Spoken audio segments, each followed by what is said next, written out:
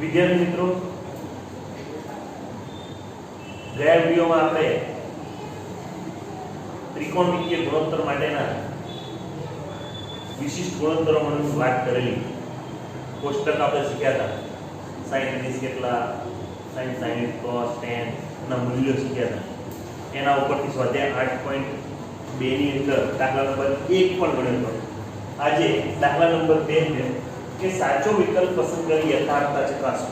યથાર્થતા ચકાસો કીધું છે એટલા માટે હું આ ગણાવું છું કે આનો જવાબ તમને ABCD કીધો તો તમને યાદ તો છે, પણ કેવી રીતે આવે છે એ આપણે ચેક કરવું છે. એટલા માટે અહીંયા એ લીધેલું છે.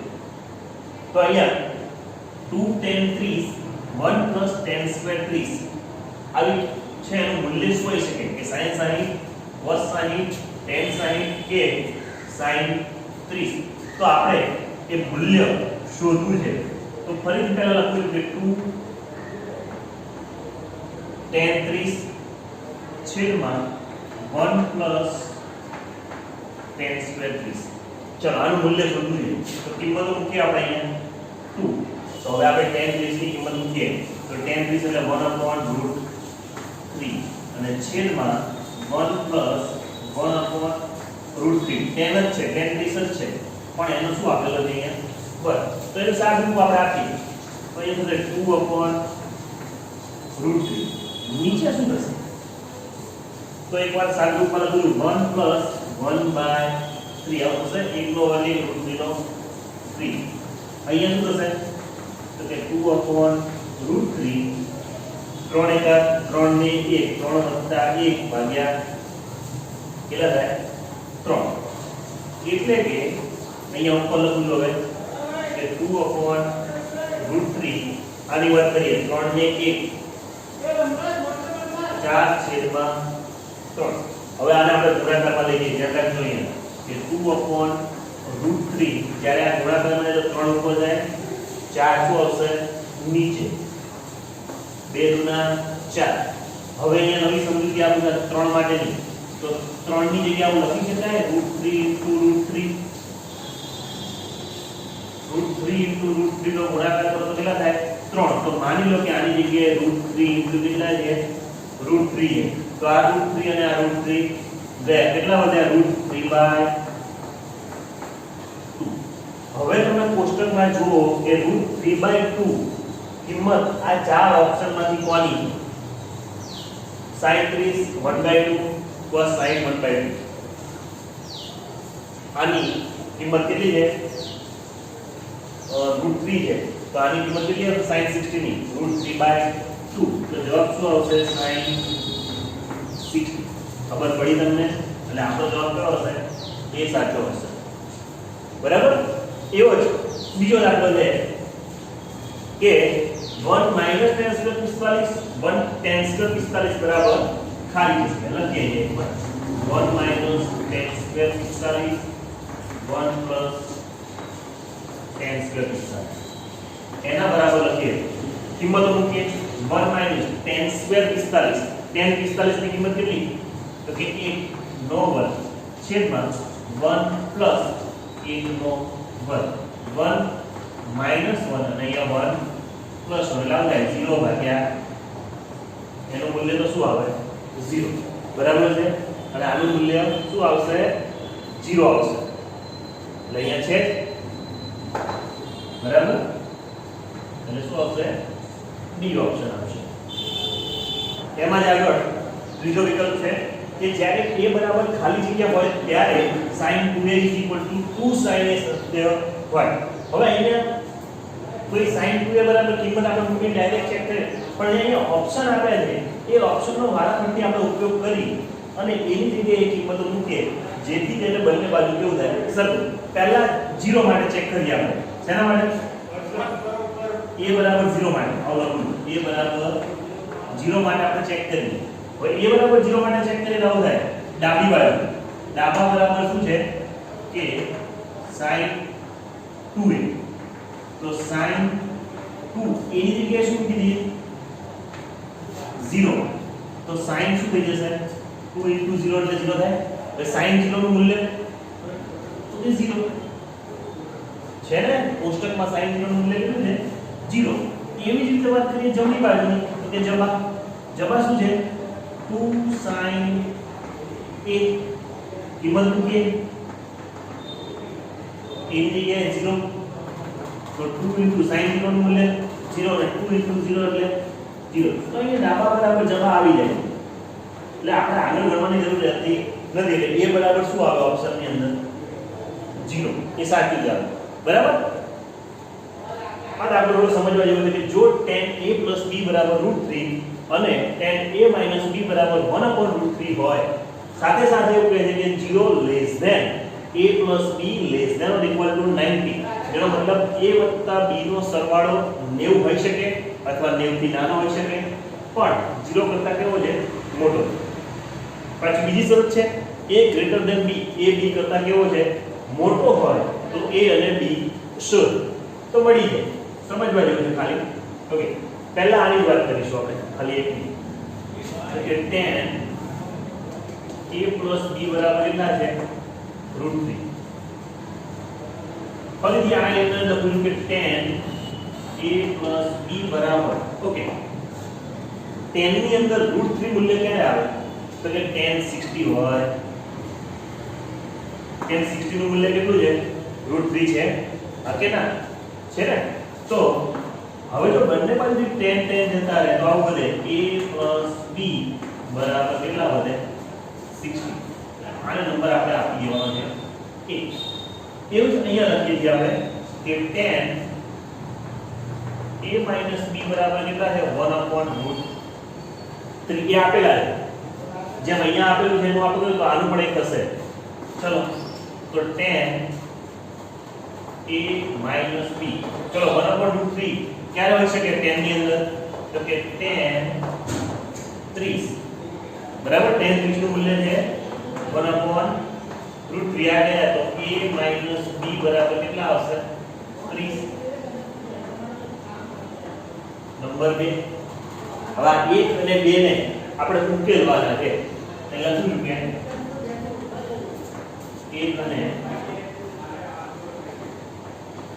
2 પરથી શું કહીશું આપણે તો કે a b બરાબર 60 અને a b બરાબર 30 આવું તો આવડે ને સરવાળામાં કરી દેતા તો આપણે અહીંયા શું કરીએ સરવાળો કરીએ તો 1 ને 1 2a b અને b ગયા એટલે 0 અને એના બરાબર 60 અને 30 કેટલા થશે 90 therefore a બરાબર 90 બે ક્યાં જશે નીચે જાય તો 45 ગુના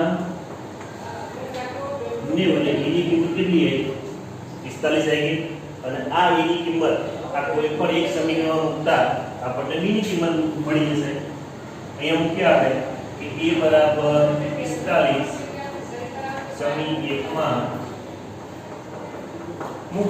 મૂકીએ ત્યારે a બરાબર 45 મૂકવા છે એકવાર સમીકરણ લખ્યું a b બરાબર 60 તો a બરાબર છે 45 b બરાબર કોની કિંમત શોધવાની છે b ની તો b ને કરતા બનાવીએ 60 આ 45 બરાબર ની પેલી બાજુ જાય તો -45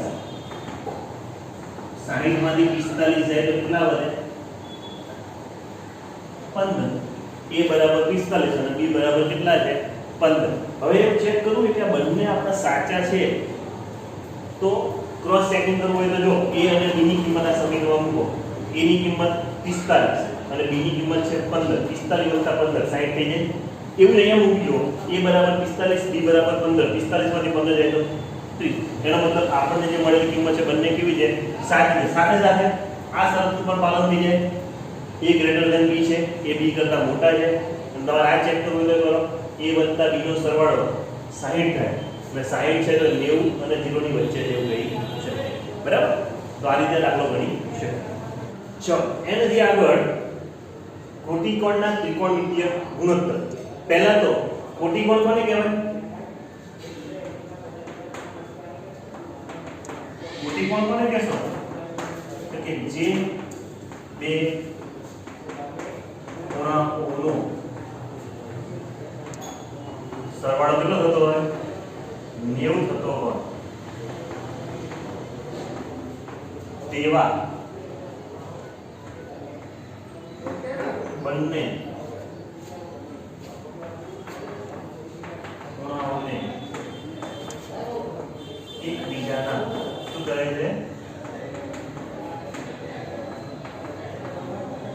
કોટિકોણ થાય. એટલે કે ફોર એક્ઝામ્પલ હું તમને કહું કે એ ખૂણો હોય, ખૂણો A અને ખૂણો B બે ખૂણા આપેલા, પણ આ બંનેનો સરવાળો કેટલો થતો હોય 90. તો આ A અને B ખૂણો A અને ખૂણા B ને એકબીજાના શું કહીશું આપણે કોટિકોણ. પણ હવે આપણે આગળ કોટિકોણના ત્રિકોણમિતિય ગુણોત્તરોની વાત કરવાની છે. તો ફરીથી પાછા આપણે આપણા કાટકોણ ત્રિકોણ પર પહોંચી જઈએ.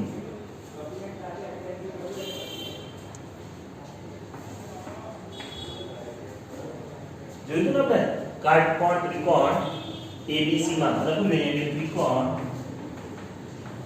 ABC માં ખૂણો B કેવો છે કાટકોણ. હવે માની લો કે આપણે એવું કે ધારો કે ખૂણો A બરાબર કેટલા છે થીટા છે. આનું માપ કેટલું છે થીટા જેટલું. માટે ખૂણા C નું માપ કેટલું થશે કોઈ કહેશે? ખૂણા C નું માપ ખ્યાલ આવે? ઓકે ચલો ના આવે તો આ કેટલા છે 90 છે. એનો મતલબ ત્રિકોણના ત્રણેય ગુણોત્તર 180 એમાં આ થીટા છે, આ ખબર નથી ને આ 90 છે. હવે અહીંયા જો આ અને આનો સરવાળો પણ 90 થાય એટલે થીટા છે ને આ 90 છે. 90 માંથી થીટા બાદ કરીએ તો એટલો વધે. એમ ના ખબર પડે તો અહીંયા વાત કરીએ કે ખૂણો A વત્તા ખૂણો B વત્તા ખૂણો C બરાબર 180 આવું થશે. માટે શું થશે? જો ખૂણો C શોધવો છે તો એનું કરતા બરાબર ખૂણો C બરાબર 180 ઓછા ખૂણો A ઓછા ખૂણો B. એનાથી આગળ કે ખૂણો C બરાબર 180 ઓછા ખૂણો A એટલે થીટા અને ખૂણો B કેટલા છે 90. કાટકોણ માટે 90 માટે ખૂણો C બરાબર 180 માંથી 90 જાય તો કેટલા વધે 90 અને ઓછા કેટલા આવે થીટા એટલે કે 90 - થીટા આવે. આ કેટલો આવે 90 - થીટા. એક થીટા હતો 90 જો આપણે આને થીટા લીધો હોત તો આ કેટલો હોત 90 - થીટા હોત. ઓકે હવે પાછા ફરીથી આપણે જૂના યાદ કરીએ sin થીટા cos થીટા થોડા ઉપર લખું છું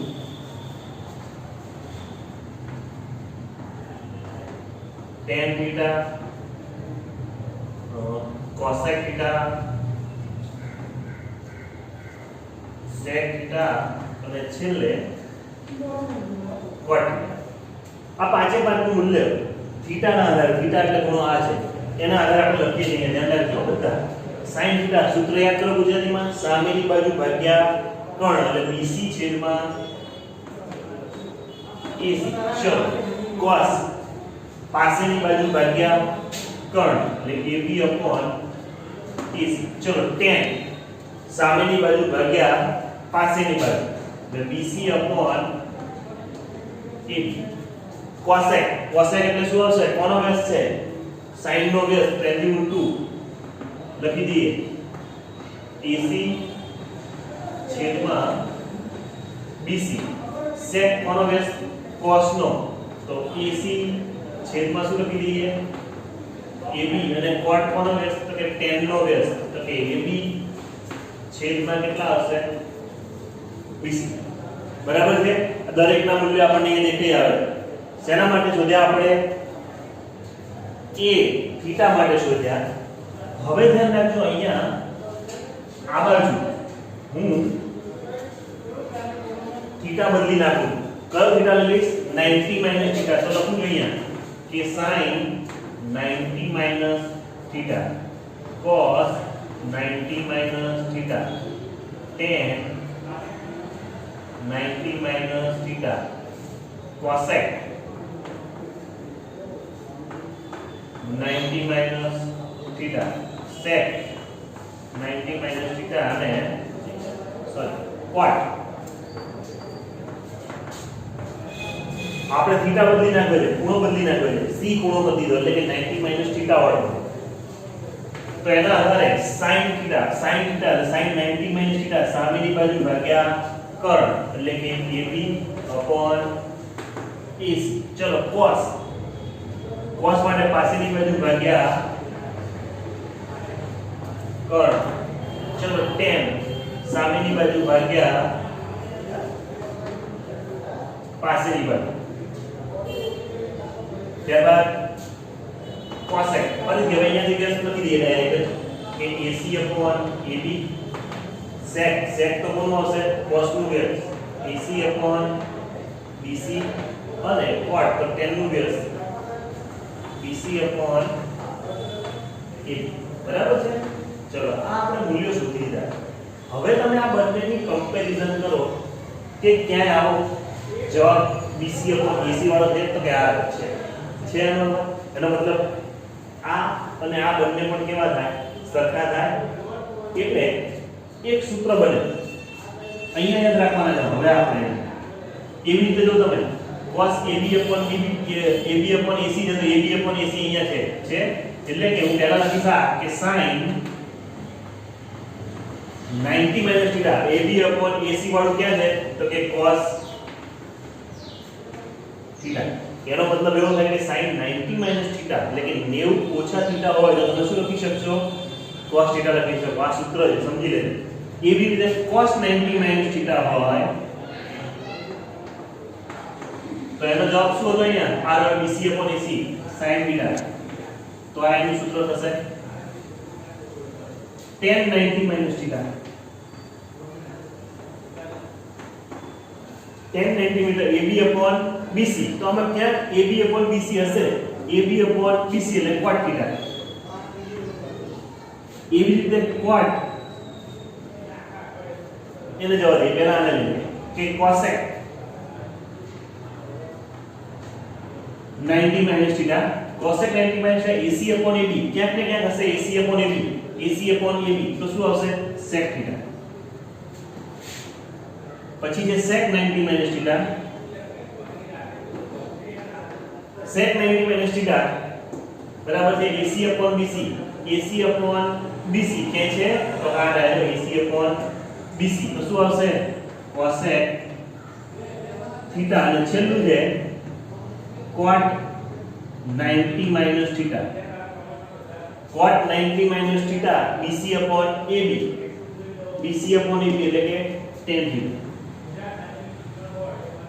આ સૂત્રો તમને આવડે તો આગળનું સ્વાધ્યાય આપોઆપ આવડી જાય